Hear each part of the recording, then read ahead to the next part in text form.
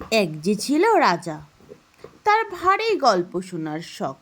কিন্তু তা থাকলে কি হয়, রাজামশাইকে কেউ গল্প শুনিয়ে খুশি করতে পারে না। রাজামশাই বলেন, যে আমাকে গল্প শুনিয়ে খুশি করতে পারবে তাকে আমার অর্ধেক রাজ্য দিব, না পারলে তার কানটা কেটে নিব। তা শুনে দেশ বিদেশে কত ভারী নামজাদা গল্পওয়ালা কোমর বেঁধে গোফে তা দিয়ে গল্পের ঝুড়ি নিয়ে আসে। কিন্তু কেউ রাজামশাইকে খুশি করতে পারে না। যাবার সময় সকলেই কাটা কান নিয়ে দেশে যায়। গল্প বলতে গেলেই রাজামশাই খালি বলেন তারপর তারপর তারপর করে।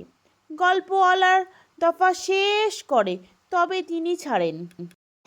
রাক্ষস মরে গেলে, তারপর রাজপুত্র বেঁচে গেলেন, তারপর বউ নিয়ে বিদেশে এলেন, তারপর ভারী আনন্দ হলো, তারপর এমনি করে আর কত বলবে। কাজেই শেষে একবার তাকে বলতেই হয়, আর আমি জানি না, বা আর আমি বলতে পারছি না। তাহলেই রাজা বলেন, তবে গল্প বলতে এসেছিলে কেন? কাট তবে ব্যাটার কান। এই তো ব্যাপার। রাজামশাইয়ের তারপরে শেষও কেউ করে উঠতে পারে না, অর্ধেক রাজ্যও পায় না, লোভের মধ্যে কানটি যায়। সেই দেশে থাকে এক নাপিত। সে বড্ড কুঁড়ে, ভারী শিয়ানা। সে ভাবল, অর্ধেক রাজ্য যদি পাই তবে নেহাত মন্দ হবে না।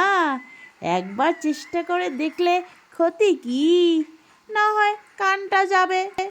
এই বলেই সে জামা কাপড় পরে, মস্ত পাগড়ি বেঁধে, লম্বা ফোঁটা কেটে রাজার সভায় গিয়ে লম্বা সেলাম ঠুকে জোর হাতে বলল, মহারাজের জয় হোক। হুকুম হয়তো কিছু গল্প শোনা। রাজা বললেন, ভালো ভালো, কিন্তু আমার শর্ত জানো তো? খুশি করতে পারলে অর্ধেক রাজ্য দিব, না পারলে কানটি নিব। নাপিত বলল, আমার গল্পের আগাগোড়া শুনতে হবে, মাঝে মাঝে থামতে বলতে পারবেন না। রাজা বললেন, তাই সই, আমিও তো তাই চাই।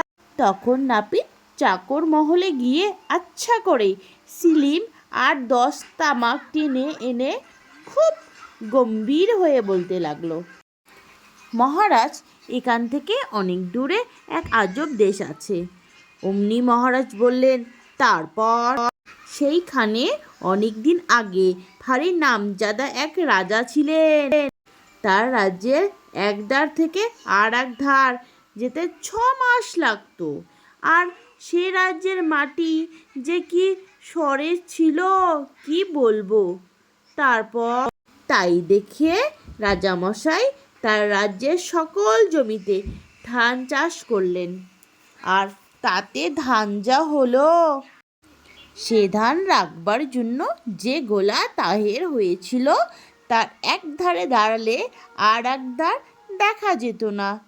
তারপর লাখে লাখে মোষের গাড়ি লেগেছিল সে ধান গোলায় আনতে।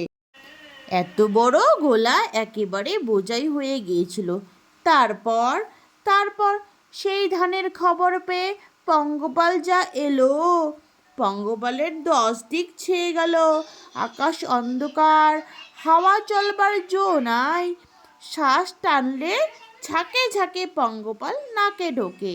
তারপর তারপর বেটারা এসেছে ধান খেতে, কিন্তু রাজামশাইয়ের গোলা কি যেমন তেমন করে গড়া, পঙ্গপালের সাধ্যি কি তাতে ঢুকবে?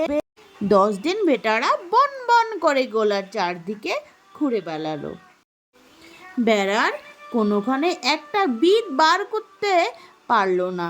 তারপর তারপর তারপর 11 দিনের দিন কয়েকটা ডান পিটে ছোকরা পঙ্গপাল খুঁজে খুঁজে কোত্থেকে গিয়ে একটা বিট বার করেছে।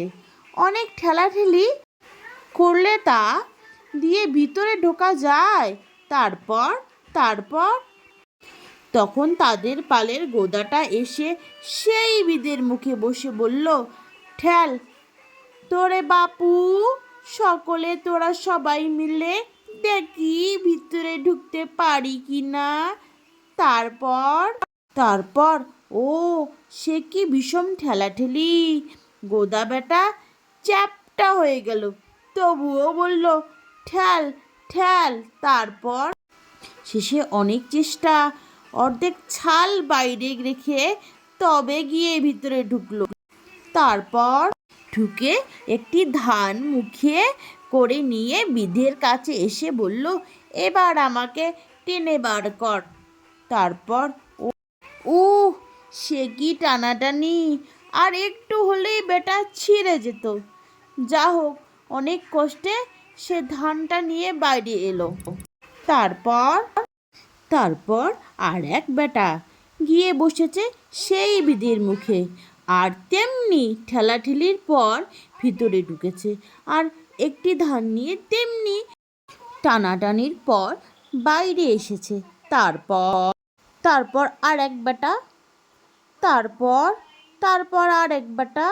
রাজামশাই যতই বলেন তারপর, নাপিত ততই বলেন আর এক বেটা। দণ্ডের পর দণ্ড এইভাবেই গেল। রাজামশাই ব্যস্ত হয়ে উঠলেন, কিন্তু না শুনে উপায় নেই, বলেছেন আগাগোড়া শুনবেন, থামিয়ে দিতে পারবেন না। সন্ধ্যার সময় রাজামশাই আর থাকতে না পেরে বললেন, আরে আর কত বলবে, এখনো কি শেষ হলো না? নাপিত জোর হাতে বলল, সে কি মহারাজ, সবে তো আরম্ভ, গুটি কয়েক পঙ্গপাল সবে গুটি কয়েক ধান নিয়েছে, এখনো গোলা ধানে বোঝাই। আকাশ পঙ্গপালে অন্ধকার, কাজেই আর কি করা যায়। আরও দুদিন বসে পঙ্গপালের কথা শুনলেন। তারপর আর কিছুতেই থাকতে না পেরে মহারাজ কেঁদে বললেন, আমার ঢের হয়েছে বাবা, অর্ধেক রাজ্য নাও, নিয়ে আমাকে ছেড়ে দাও, আমি একটু হাঁপ ছেড়ে বাঁচি। তখন নাপিতের খুবই মজা হলো।